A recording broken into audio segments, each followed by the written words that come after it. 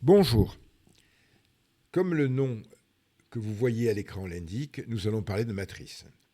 Il se trouve qu'il est plus facile de travailler avec les matrices dans Word que dans Maxima, dans WordMath disons, que dans Maxima, parce qu'il est plus facile de les saisir dans Word. Regardons ça. Donc Alt égale, grand A, 2 points égale. Comme Maxima est un petit peu réticent par rapport à Word sur ce plan-là, il est plus facile de marquer 2 points égales que 2 points.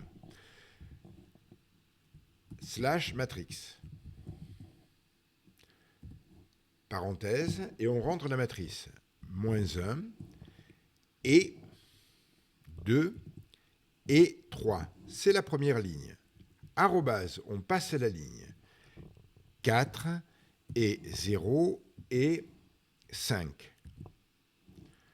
Arrobase, nouvelle ligne, 0, et 1, et 1.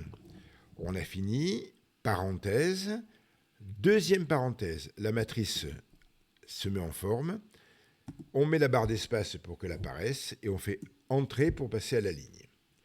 Autre façon d'introduire une matrice dans Word, Alt B, B, 2 points égales, et quand vous êtes dans la fenêtre mathématique, vous voyez qu'il apparaît ici un certain nombre d'icônes, et en particulier matrice. Alors si je regarde matrice, je vois qu'il y a des matrices 3, 3. Je mets cette matrice 3, 3. Je vais la mettre entre parenthèses. Ici, je vais donc crocher, parenthèse. Il ne me reste plus qu'à remplir les carrés. 1,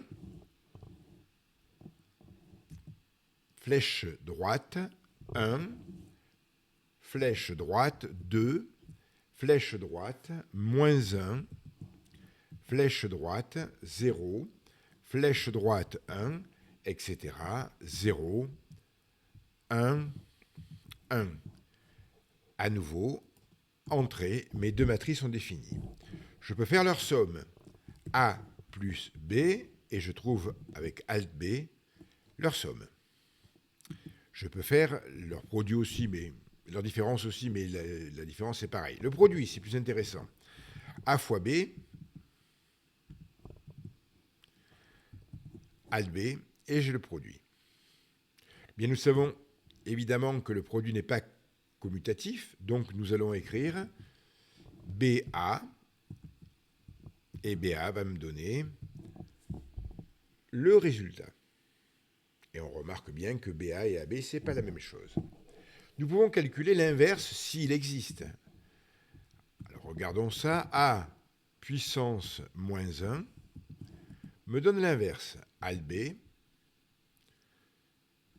j'ai l'inverse. Une autre façon d'avoir l'inverse, c'est de prendre la commande maxima invert.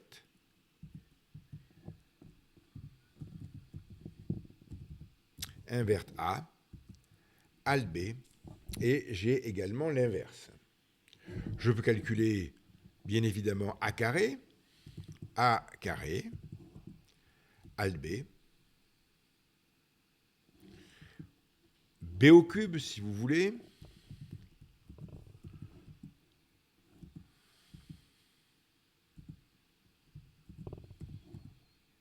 Alt B. Si je fais le produit, voilà donc quelques résultats importants. Si je fais le produit A fois A-1, bien sûr, je dois trouver la matrice identité. Alt B, j'ai la matrice identité.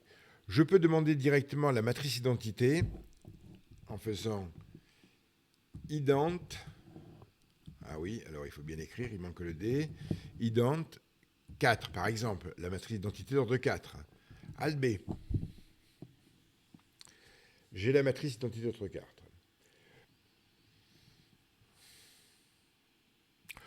On voudrait voir maintenant comment créer une matrice à partir d'une formule.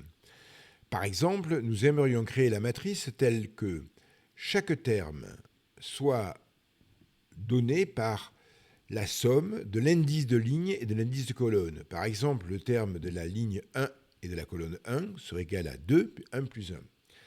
Le terme de la ligne 3 et de la colonne 2 serait égal à 5, 3 plus 2.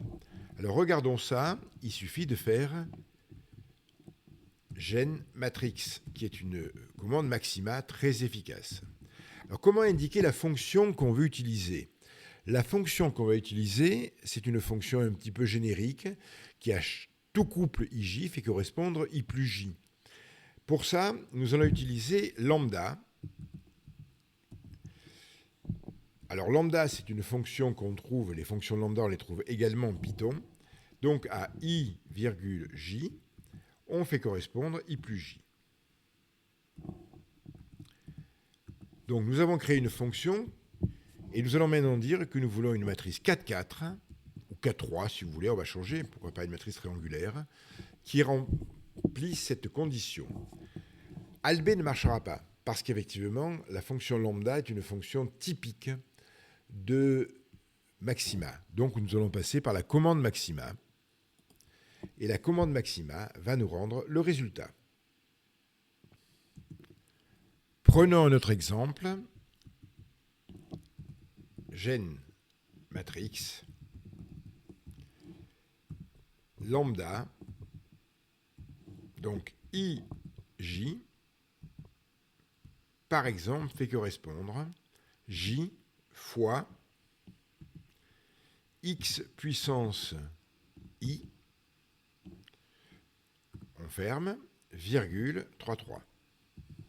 Donc une matrice carrée d'ordre 3, engendrée comme ça. À nouveau, maxima commande.